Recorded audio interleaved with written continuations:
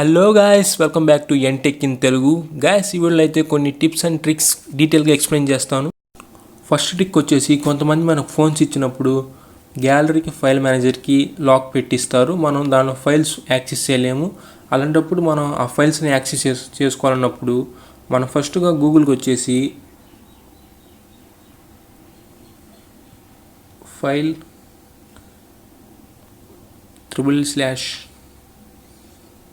/SD card /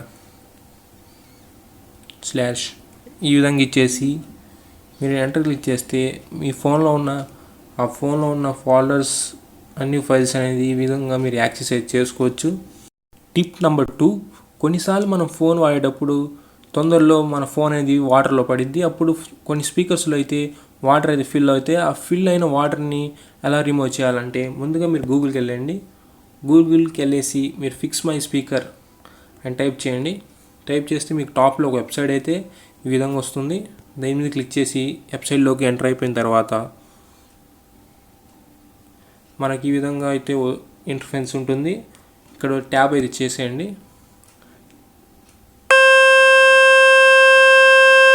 ఈ సోన్ వల్ల మీ ఫోన్లో ఉన్న స్పీకర్స్లో ఉన్న వాటర్ అనేది ఈజీ టైప్ అవుతుంది.